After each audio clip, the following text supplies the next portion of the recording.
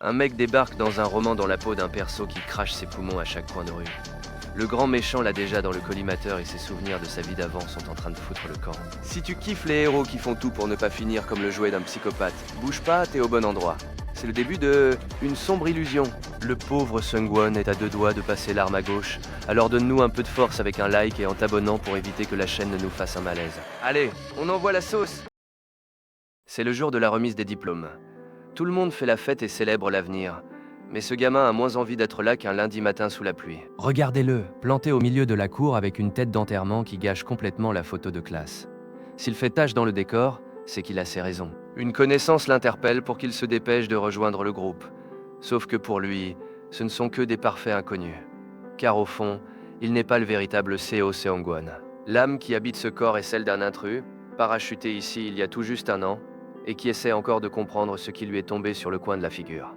Quand il s'est réveillé pour la première fois dans cette réalité, ça a été la panique totale. Imaginez-vous ouvrir les yeux dans une maison inconnue, entouré de gens qui vous serrent dans leurs bras en vous appelant par un nom qui n'est pas le vôtre. Le pauvre gars a hurlé, s'est débattu dans tous les sens et a fini par s'évanouir sous le coup du stress.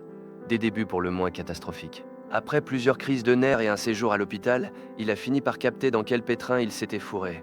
Il n'avait pas voyagé dans le temps, il était resté coincé dans le roman que sa petite sœur l'avait forcé à lire. Sur le papier, Sungwon est un personnage secondaire qui a la belle vie, mais tout part en vrille à l'instant où il croise le grand méchant de l'histoire, un certain Tae Seong-jae. À partir de cette rencontre, son espérance de vie chute radicalement, comme celle d'un figurant dans un film d'horreur.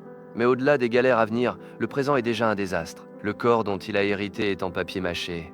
On dirait qu'il va se briser au moindre regard de travers. Le type n'a qu'une envie, c'est de rentrer chez lui. Mais dès qu'il essaie de se rebeller contre la situation, le monde se charge de le remettre à sa place. Regardez-le à cracher du sang avec une santé qui fait pitié. Il est tellement fragile qu'un simple éternuement un peu trop fort pourrait suffire à le rayer de la carte, avant même que le méchant ne retienne son nom. Apparemment, la transmigration n'inclut pas de mutuelle décente. Pour éviter les médecins, il n'a eu d'autre choix que de sortir le grand classique de l'amnésie. Ça a marché du tonnerre, mais voir les parents de Sungwon dans cet état de détresse lui retourne un peu l'estomac. Il déteste jouer la comédie, mais s'il veut garder la tête sur les épaules, il n'a pas vraiment d'autre option. Le problème, c'est que plus il passe de temps dans cette enveloppe, plus sa vie d'avant s'efface. Son nom, son visage, ses vrais amis, tout s'évapore. Ses souvenirs originaux ont une date de péremption, et l'univers du roman est en train de l'engloutir tout entier. De retour à la routine, le jeune homme observe les autres comme s'ils étaient des PNJ d'un jeu bas de gamme. Pour lui, prof et élèves ne sont que des personnages de papier sans âme, il attend juste que l'horloge tourne pour en finir avec ce prologue ennuyeux. Il sait qu'en entrant à la fac, les choses vont se gâter. C'est là qu'il doit croiser les protagonistes et devenir le jouet personnel de Tae Seong-jae. Son plan est de faire le dos rond, de laisser passer le cirque et de prier pour que ça suffise à le ramener chez lui. Mais le destin est impatient et quelqu'un l'a déjà dans le collimateur. Un type s'approche et lui sort qu'il n'a pas vraiment une tête de lycéen, qu'on voit à des kilomètres qu'il a déjà fait ses années de fac. Il reste pétrifié. Est-ce qu'il détonne à ce point ou est-ce que ce mec a un radar pour détecter les imposteurs? Et en parlant de problème, admirer le spécimen? Beau gosse, des piercings et des fossettes qui semblent avoir été sculptés uniquement pour ruiner la vie des gens. C'est le genre de joli cœur dangereux qui vous fait soupirer tout en vous plantant un couteau dans le dos. La rencontre qu'il redoutait tant est déjà là. Il sent déjà la pression monter alors que le méchant lui souffle dans le cou. Avec un sourire pareil, on sait d'avance que ce qu'il apporte est tout sauf une bonne nouvelle. Le semestre commence enfin à l'université de Hanguk. Et avec lui, le scénario que Sungwon redoutait tant se met officiellement en place. Il traîne les pieds jusqu'à la salle 406, sans aucune envie d'être là, révisant mentalement son petit guide de survie personnelle. Il a une liste d'étapes précises pour ne pas bousiller l'histoire, comme s'il suivait un tuto dans un jeu sans aucune sauvegarde possible. Le problème, c'est que son corps est littéralement fait de papier au moindre coup de stress. Il se met à saigner du nez comme s'il venait de se prendre un vieil uppercut. Sungwon sait pertinemment qu'il peut tomber en miettes au moindre courant d'air. Alors pour s'épargner tout ennui, il a débarqué à la fac avant 7 heures du matin. Il s'est installé en solo dans la salle vide, attendant que le destin lui roule dessus. Mais il était tellement rongé par l'angoisse qu'il a fini par s'écrouler de sommeil sur son bureau. Une main sur l'épaule le tire de sa transe, et quand il lève les yeux, son cœur manque de lâcher. Il a face à lui Woo Ji-min, le protagoniste star de toute cette histoire. Alors que l'amphi est désert, ce type a choisi de s'asseoir juste à côté de lui, et le dévisage déjà d'un air patibulaire, exactement comme dans le bouquin. Le script se déroule à la lettre et Sungwon sent que les ennuis ne font que commencer. Il sait que le mieux est de ne pas lui décrocher un mot, alors il reste là, immobile, priant pour que le temps passe plus vite, jusqu'à ce que le prof entre et commence l'appel. Le premier à se manifester est Kang Moo-young. Regardez-moi ce type, il dégage une aura de héros et affiche un sourire digne d'une pub pour dentifrice. Pendant que ce beau gosse brille de mille feux, Seung-Won jette un œil à Jimin, on voit direct que c'est une cocotte minute prête à exploser. La haine qu'il dégage est palpable, ces deux-là ne peuvent pas se piffrer au point que si l'un respire, l'autre se sent agressé. C'est au tour de notre gars, qui manque de tomber de sa chaise en entendant son nom, mais il parvient heureusement à répondre présent sans bégayer. Tout se passait relativement bien jusqu'à ce que le prof lâche la bombe, le cours reposera entièrement sur des travaux de groupe. Et comme si le destin avait une dent contre lui, il les colle tous ensemble dans le groupe 6. Muyon, la nouvelle, ce grincheux de Jimin, et bien sûr, Seung-Won, le véritable aimant à poisse. Jimin est hors de lui, et l'ambiance tombe en dessous de zéro en une seconde. C'est simple, ce groupe n'a aucune chance de fonctionner. Muyon s'approche en mode beau gosse sympa, saluant Jimin comme s'ils étaient les meilleurs amis du monde. Le type dégage un tel charisme qu'il semble entouré de paillettes. C'est le genre de mec qui te fait te sentir comme un figurant dès qu'il est là. C'est alors qu'arrive la quatrième membre, Kim Young-ji, une fille qui a l'air de s'excuser d'exister à chaque pas. Muyon, en expert du social, la reconnaît de la session d'orientation et la félicite d'être enfin sur pied. Jimin, lui, ne cherche même pas à cacher son dégoût, il reste de marbre, et on voit bien qu'il n'a qu'une envie, se barrer. Muyon tente d'intégrer Seung-Won et se présente humblement, précisant qu'il est un peu plus âgé car il a pris une année sabbatique. Mais Seung-Won ne gobe pas son histoire. Une année sabbatique, mon œil, ouais. Il le sent venir, ce n'est pas une coïncidence. Il soupçonne le type d'avoir suivi Jimin jusqu'ici pour ne pas le lâcher d'une semelle. Sauf que Jimin n'est pas là pour plaisanter et coupe court à la discussion. Il pose ses conditions, si certains comptent se tourner les pouces, il ferait mieux de s'en aller maintenant. Il ne peut pas se permettre de perdre sa bourse, et il a la délicatesse de prévenir qu'il n'hésitera pas à les démolir si quelqu'un fait baisser sa moyenne. La pauvre Young-ji tremble déjà comme une feuille et Seung-Won comprend qu'il ne faut pas rigoler avec ce taré. Pour calmer le jeu avant que Jimin n'exécute quelqu'un, il propose de créer un groupe de discussion pour s'organiser. Mais alors qu'il finit à peine sa phrase, son corps le trahit encore. Un filet de sang se met à couler directement sur le bureau, et les visages horrifiés de ses camarades en disent long. C'est quand même incroyable, il ne peut pas passer une minute tranquille sans que sa carcasse ne tombe en ruine devant tout le monde. Le groupe reste pétrifié en voyant l'hémorragie fulgurante qui vient de frapper le jeune homme. Mais Seung-Won ne perd pas le nord, il nettoie tout si vite qu'en 2 secondes. Le banc est impeccable. Le bureau brille tellement qu'on le croirait neuf. Tout ça pour camoufler le carnage d'il y a un instant. Muyon le dévisage, mort d'inquiétude, mais notre protagoniste lui assure que c'est juste une bête allergie. Évidemment, personne n'est dupe, mais il décide de ne pas insister. Comme si de rien n'était, Muyen propose d'échanger leurs numéros pour créer un groupe de travail. Jimin, lui, ne fait aucun effort pour être aimable et réclame le téléphone de Seung-Won d'un ton glacial. Il griffonne son numéro et leur laisse le soin de créer la discussion avant de s'éclipser avec un air de supériorité flagrant. Le type manque totalement de tact, mais Muyon s'en moque éperdument. Intérieurement, il exulte, il a enfin le contact de son idole. Tout se déroule comme prévu. Juste avant de partir, Jimin bouscule Seung-Won en passant à côté de lui. Il lui lance un regard si pesant que le pauvre garçon en reste de marbre. Seung-Won reste là à buguer, essayant de se convaincre qu'il a halluciné, mais cette aura de haine pure ne trompe pas. Ce mec est louche, c'est certain. La nuit venue, les souvenirs refont surface. Seung-Won rêve de son enfance, il se revoit, gamin, bien décidé à s'enfuir de la maison car la situation avec ses parents était devenue invivable. Dans son souvenir, sa sœur pleurait à chaudes larmes en le voyant faire son sac, mais il n'était pas question de l'abandonner.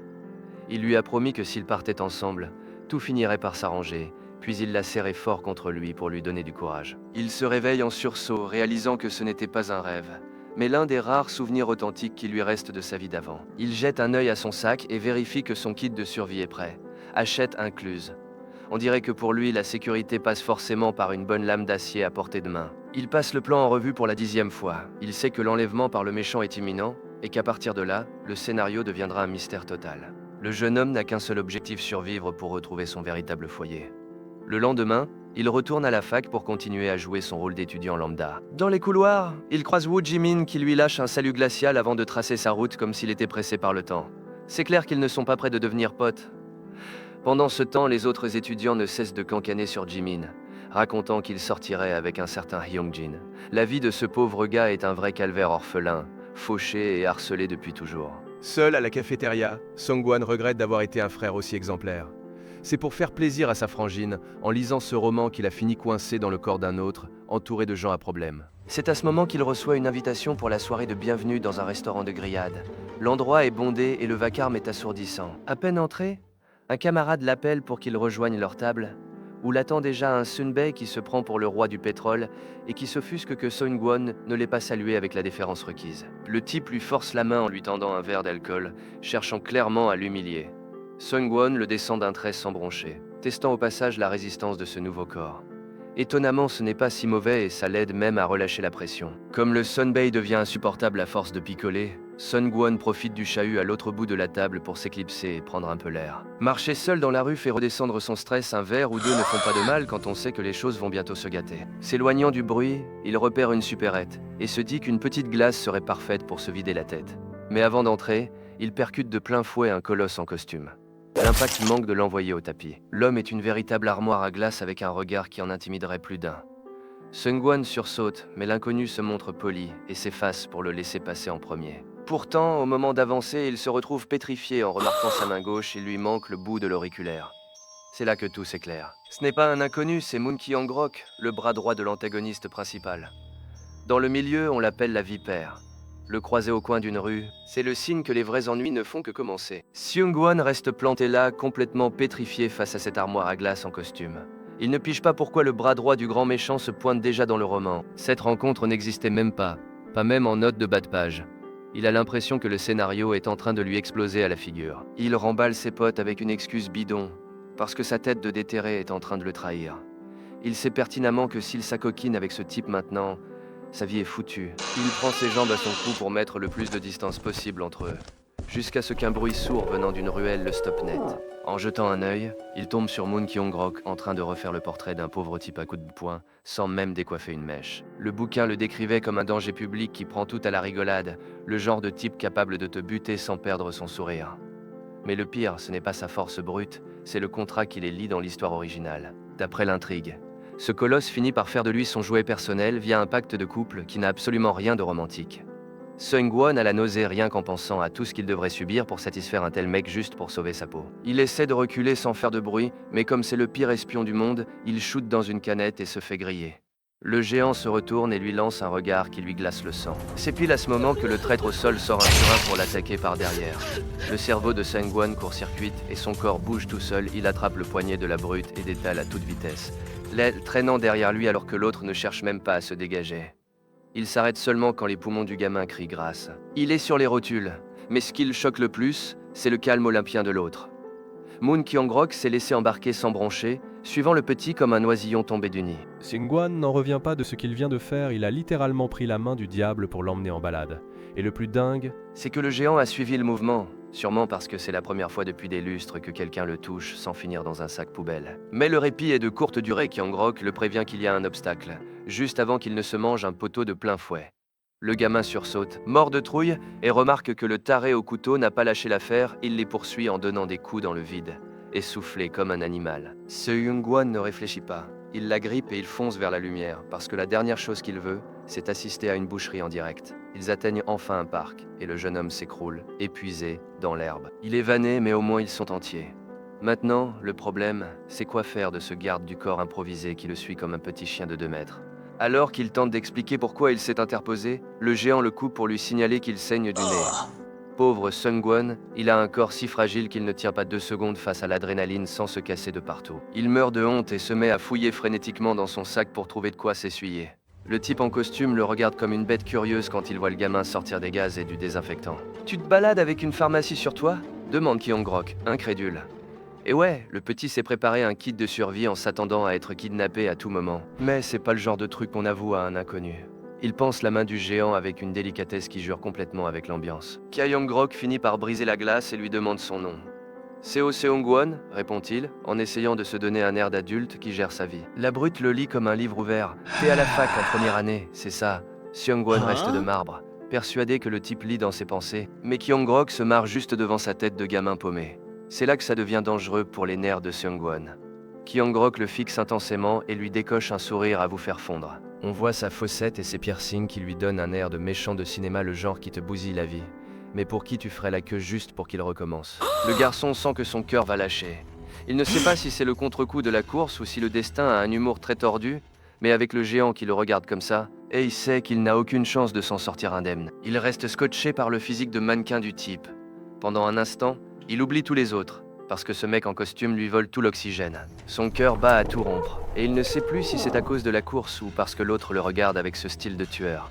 Le type remarque que le jeune est rouge comme une tomate, et le garçon invente une excuse bidon sur l'alcool. Quand la Vibora lève la main, Seung-Wan ferme les yeux en attendant le coup. Le traumatisme du roman est gravé au fer rouge. Mais au lieu d'un coup de poing, il reçoit une caresse. Trop mignon, on dirait qu'il est en train d'apprivoiser un chien apeuré. Seung-Wan se rend compte que ce type n'a rien à voir avec le sadique décrit dans le livre.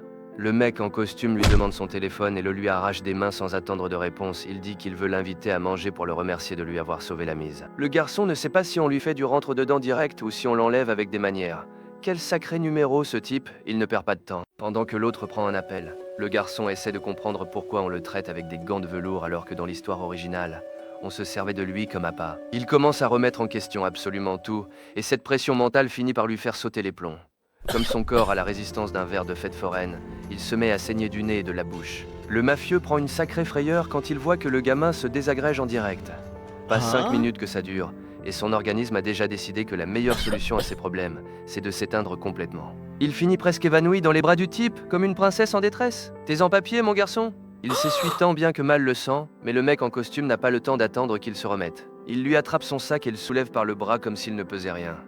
Ce n'est pas une invitation, c'est un ordre donné avec des gants, alors le garçon n'a d'autre choix que de suivre le mouvement. Pendant la marche, Seung-Wan sent qu'il rend l'âme en essayant de suivre le rythme du garde du corps, qui avance avec la tranquillité de celui qui contrôle tout. Arrivé à la voiture, le grand lui ouvre la porte avec une politesse qui flanque la frousse.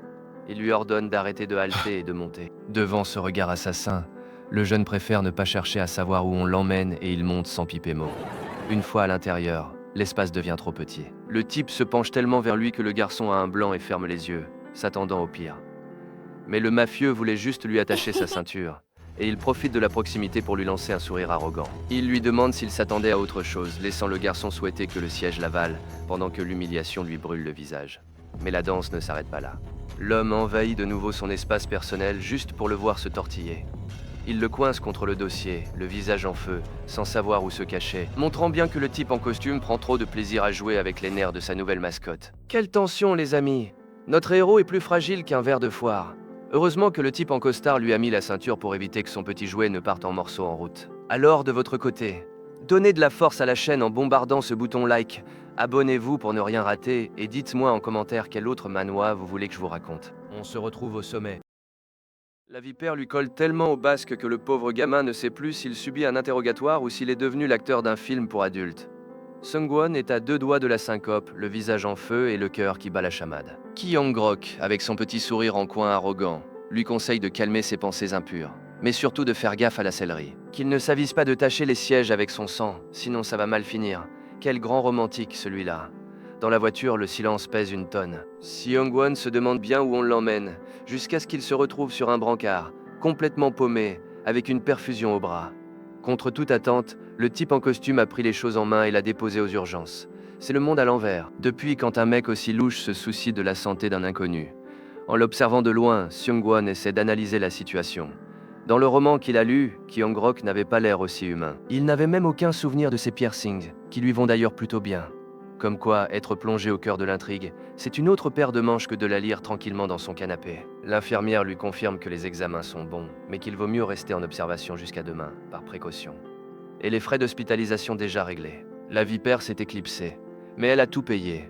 Une fois seul dans sa chambre, le gamin s'affale sur le lit pour tenter de mettre un peu d'ordre dans le chaos qui lui sert de cerveau. Il sait pertinemment que le vrai danger, ce n'est pas celui qui vient de payer la facture, mais Tae Seong-jae, le grand méchant de l'histoire. Dans la seconde moitié du bouquin, ce type est un véritable boucher en costume qui ne laisse aucun survivant sur son passage. Et la chance de notre protagoniste est tout simplement phénoménale. Il a atterri dans le corps du seul mec qui vivait au crochet du type censé, techniquement, l'éliminer. C'est comme gagner au loto, sauf que le gros lot, c'est un aller simple pour le cimetière. Si Seung-Wan continue de se laisser porter par le courant, il finira en jouet jetable pour ses 2 siphonnés. Il n'a plus le temps de douter, il doit avancer sur des œufs s'il veut rester en vie. Il sort son ordi et cherche le fichier où il a noté tout ce dont il se souvient du roman. Il est conscient qu'au moindre détail oublié, il est mort. En fouillant dans les décombres de sa mémoire, le constat est amer, il a même oublié son propre nom avant d'avoir pu l'écrire. Il sait qu'il a fêté ses 21 ans, mais pour le reste, son passé est un puzzle dont il manque presque toutes les pièces. Voir son propre visage sur l'écran le brise complètement et il finit par craquer. Il s'imagine partir en voyage avec des potes ou passer du temps avec sa sœur, des trucs normaux qui, pour lui, relèvent désormais de la science-fiction. Le pauvre est au bout du rouleau. Il se rappelle qu'il avait beaucoup plus d'infos avant, mais qu'il a tout perdu le jour où sa mère a fait le ménage et a balancé toutes ses notes à la poubelle. À ce moment-là, notre héros a failli y passer pour de bon. Il a fait un tel pic de stress qu'il s'est écroulé au sol, en pleine crise d'épilepsie. C'était un désastre total, lui, convulsant sur le tapis, et sa mère qui hurlait sans rien comprendre à ce qui se passait. Une scène d'horreur. Depuis ce jour, ses parents le traitent comme s'il était en cristal, ils le couvent et le chouchoutent pour ne pas qu'il se brise à nouveau. Mais c'est là que la réalité lui met une baffe monumentale. Seung-won réalise que cet amour ne lui est pas destiné. Ses parents attendent leur vrai fils, pas cet intrus qui squatte son enveloppe charnelle. C'est le comble de la solitude vivre dans une maison d'emprunt où les proprios ignorent que vous vous êtes incrusté. Le gamin a l'impression de n'avoir rien à lui, ni famille, ni souvenir. Même ce qu'il ressent pour le grand méchant est un héritage laissé par l'ancien propriétaire. Si tu veux sauver les meubles, il faut te réveiller maintenant. Soit tu t'appropries ce nom et chaque souvenir, soit le destin finira par t'effacer définitivement. Seung-won s'est motivé pour un petit footing, mais il a moins d'endurance qu'une batterie de vieux téléphone, il est déjà en train de rendre l'âme au bout de 100 mètres. Regardez-le, il est en nage et manque de faire un arrêt cardiaque quand un type l'aborde sans prévenir. L'inconnu lui propose une glace pour se rafraîchir un peu, et le gamin accepte. Tout rouge, on voit bien qu'il n'a pas l'habitude qu'on soit sympa avec lui. Il l'engloutit en 2 secondes sous le regard amusé de l'autre, qui le trouve adorable, quand soudain, il réalise qu'il est en train de revivre ses propres souvenirs. Ce type, c'était son Sunbae, l'idole qu'il gardait précieusement au fond de sa mémoire. Il se rappelle comment il restait là, béat, quand l'autre lui caressait la tête. Son Sunbae savait exactement comment s'y prendre pour le rendre docile. À partir de ce jour-là, il est devenu son ombre, le suivant partout comme un petit chien, pendant que l'autre le gardait sous la main à grands coups de friandises et de déjeuner partagé. Mais la nostalgie tourne vite au vinaigre. Dans son esprit, le décor bascule au jour de la remise des diplômes. Il attendait, un cadeau à la main et plein d'espoir, mais le calme fut de courte durée. Une explosion a tout fait trembler, transformant la fête en un chaos total. Au milieu des hurlements, il lui a semblé entendre la voix de sa sœur, mais son cerveau était déconnecté. Il était incapable de se souvenir de son prénom. Il était tellement obsédé par son idole qu'il n'avait plus de place pour sa propre famille, alors que le monde s'écroulait autour de lui. Le plafond commençait à céder juste au-dessus de lui, ne lui laissant d'autre choix que de détaler avant d'être enseveli. Soudain, le cauchemar l'expulse brutalement vers la réalité. Seung-won se réveille en sursaut, maculant ses draps de sang. Il ignore si c'était un vrai souvenir ou si son cerveau a fini par lâcher prise. Mais le nom d'une sœur dont il ignorait l'existence tourne désormais en boucle dans sa tête. Pas le temps de cogiter, son corps le lâche complètement. Il est pris de violentes convulsions, semant la panique dans la chambre. Le garçon s'agite sur son lit avec une telle force que les médecins ne savent même plus par où l'attraper. Il est ailleurs, totalement brisé. Et le pire, c'est que ce n'est que le début. Quand il reprend enfin connaissance, il se sent comme la dernière des épaves. Il en a marre d'avoir un corps aussi fragile qu'un jouet bas de gamme. Il lance un regard aux infirmiers, comme pour les supplier d'en finir une bonne fois pour toutes. Puis il quitte les lieux en titubant avant qu'on ne tente de le rebrancher à une machine. C'est une véritable loque humaine, ses fringues sont tachées, et on dirait qu'il s'est fait rouler dessus par un train, mais il préférerait n'importe quoi plutôt que de rester enfermé dans cet hôpital de malheur. Il s'assoit sur un banc pour reprendre ses esprits tout en maudissant sa poisse. Entre ce nouveau monde, la vipère qui a failli le buter et ses visions d'apocalypse, le jeune homme comprend qu'il ne peut plus fuir. Une seule certitude émerge de ce désastre, Moon Kyung-grok. Cet homme n'est pas seulement une menace, c'est son unique ticket de sortie. Seung-won sait que pour rentrer chez lui, et il va devoir se jeter dans la gueule du loup et retrouver ce type, peu importe le prix. Pour sortir de l'enfer, le plus simple reste encore d'aller demander les clés au patron. Porté par cette idée fixe, le gamin se lève pour aller au-devant de son destin. Seung-won n'aurait pas pu choisir un pire endroit pour son rencard avec ce type dangereux. Le cadre est d'un romantisme écœurant, rempli de couples sirupeux qui multiplient les gestes d'affection, alors que lui reste planté là, se sentant comme l'intrus le plus pathétique de la ville. Il avait envoyé un message à Tae Seong-jae pour le remercier de l'avoir emmené à l'hôpital, et à sa grande surprise, l'homme a accepté l'invitation sans hésiter. Son plan était de se comporter en adulte, responsable, et de rembourser les frais médicaux pour clore le dossier. Mais entre les rires et les roucoulements des tables voisines, il sent ses nerfs le lâcher complètement. C'est là que Tae Seong-jae débarque, et le mec n'entre pas, il défile. Avec son look de mannequin et son charisme écrasant, il s'installe face à Seung-won.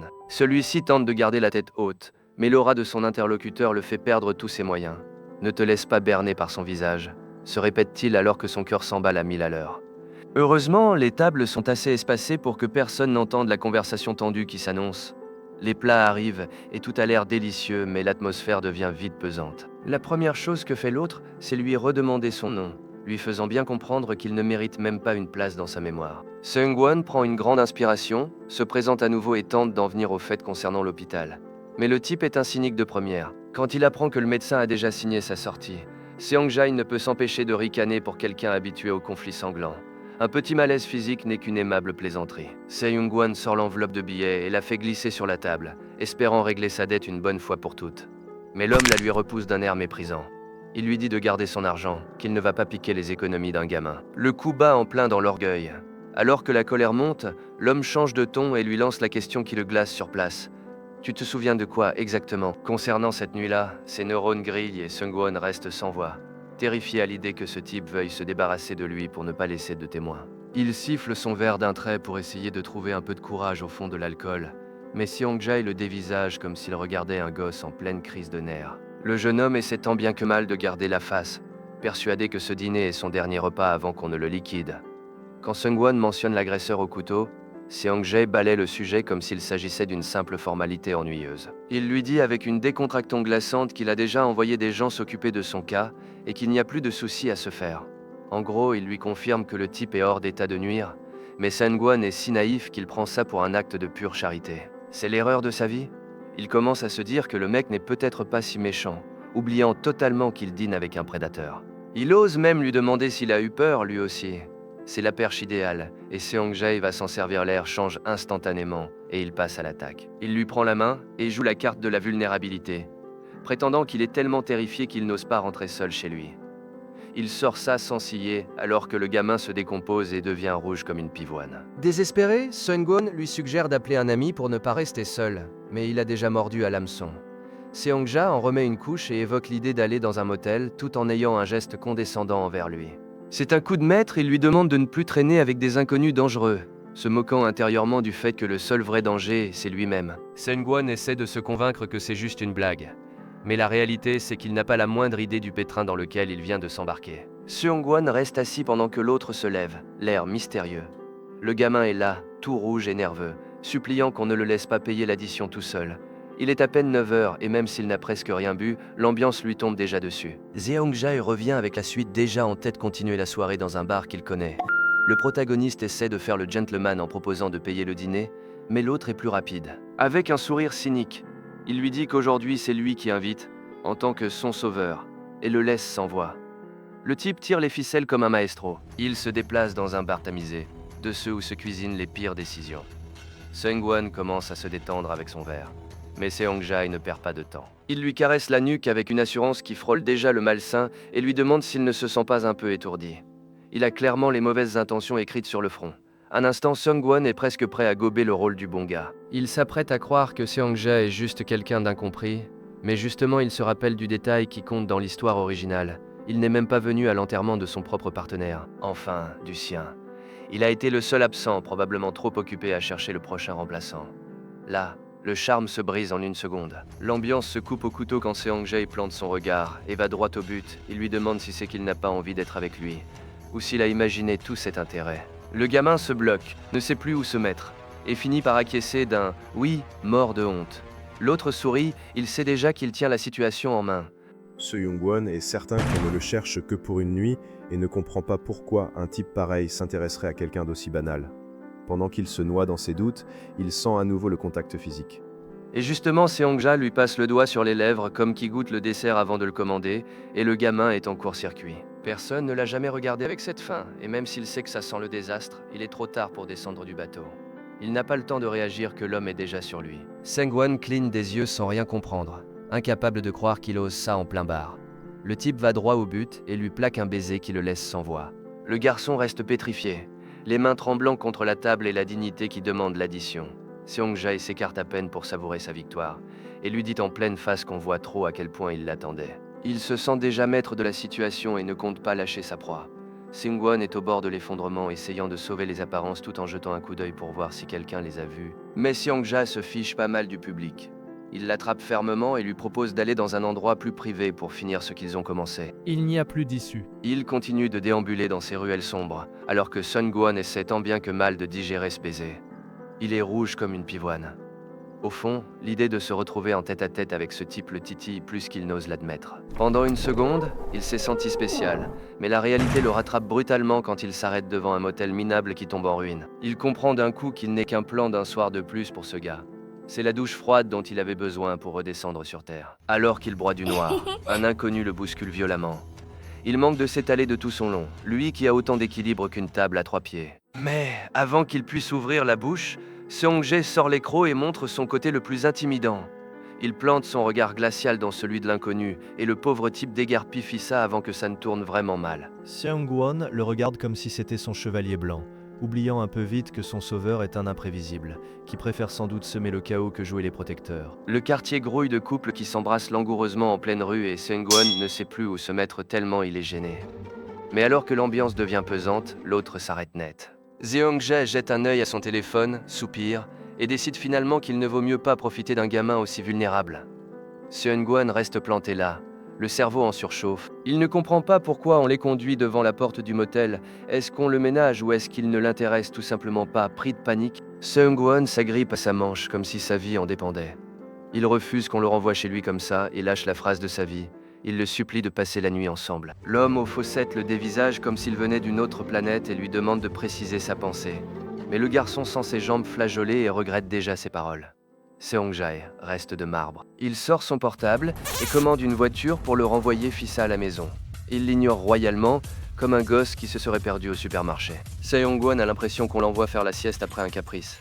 Mais il en a marre d'être traité comme un meuble. Il décide de l'affronter. Lui attrape la chemise et exige de savoir ce qui lui prend.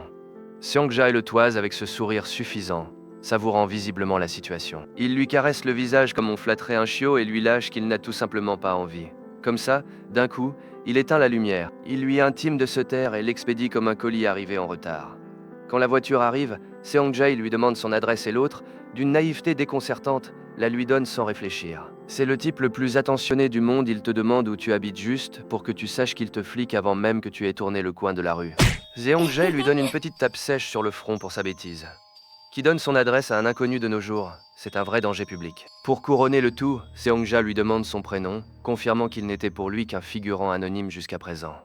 Seong-won se sent comme le dernier des idiots. Il est persuadé d'avoir gâché sa seule chance de créer un lien avec ce type et tente le tout pour le tout en lui déposant un baiser d'adieu sur la joue. Mais là, le déclic se produit chez l'autre. Il l'attrape, le bloque net et lui rend un baiser qui le laisse totalement sans voix.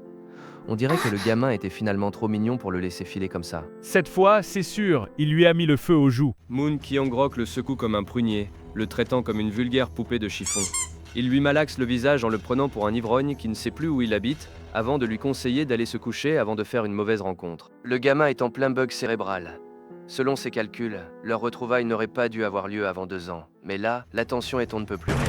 Le type lui ordonne de ne pas bouger d'un poil et le fait tourner sur lui-même pour l'inspecter sous toutes les coutures, tandis que Seung-won essaie de comprendre ce qui lui arrive. Kyung-grok finit par écarter les bras avec un sourire en coin et l'invite à repartir avec lui. Seung-won, qui n'a visiblement aucun instinct de survie, se jette dans ses bras, persuadé d'être enfin tiré d'affaire. Le pauvre ne se doute pas une seconde du pétrin dans lequel il vient de s'embarquer. Juste avant qu'il ne parte, Tae Seong-jae débarque pour conclure l'affaire. Le jeune homme mentionne alors le dîner qu'il lui devait, et l'autre ne laisse pas passer l'occasion et lui assure que ce n'est que partie remise pour la prochaine fois. C'est un coup de maître pour s'assurer un deuxième rendez-vous, ce qui laisse le petit complètement hébété, ce n'était pas du tout prévu au programme. Seong-jae s'en va dans sa bagnole avec un rentre-bien qui sonne comme un cri de victoire, tout en l'expédiant dans un véhicule avec chauffeur pour être certain qu'il arrive entier. Une fois de retour dans son quartier, Seung-won se demande bien pourquoi Moon Kyung-grok était si tendu, même s'il a déjà bien assez à faire avec sa santé fragile, sans s'amuser à analyser les expressions des autres. Il arrive enfin dans sa chambre et s'écroule, complètement lessivé. La journée lui a totalement échappé, mais au bout du compte, il a survécu et s'est même dégoté une excuse pour revoir Seong-jae. Il effleure ses lèvres, et le souvenir de leur baiser le déstabilise complètement. On sent que le mec est un pro qui sait exactement comment s'y prendre pour vous faire oublier jusqu'à votre propre nom. Le lendemain matin, de retour à la fac, le gamin essaie de se plonger dans ses bouquins. Mais il a la tête ailleurs, pendant que le prof déblatère des trucs dont il n'a rien à carrer. Il analyse son schéma des personnages pour vérifier que l'intrigue ne déraille pas. Jimin l'utilise comme intermédiaire pour ne pas avoir à adresser la parole à Muyon, et Seung-won pense déjà au repas gratuit qu'il va réclamer en échange de ce petit service. Mais le vrai drame n'est pas à la fac, c'est Seong-jae qui a disparu des radars et ne répond à aucun de ses messages.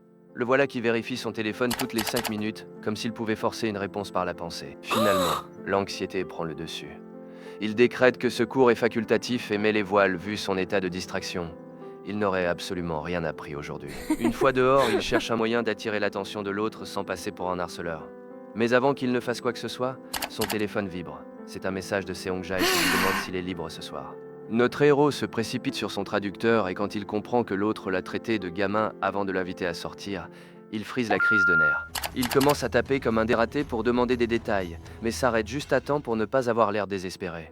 Finalement, c'est lui qui finit par inviter Seong-jae à venir prendre un verre chez lui. C'est un plan risqué faire venir le type le plus dangereux de l'histoire seul dans son appart.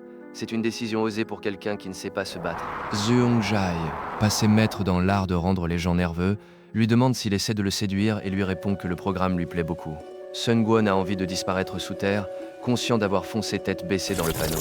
C'est officiel, le type débarque chez lui à 11h du soir, et le gamin réalise seulement maintenant qu'il s'est jeté tout seul dans la gueule du loup. Il ne reste plus qu'à voir s'il sortira vivant de ce rendez-vous. Waouh, quelle fin!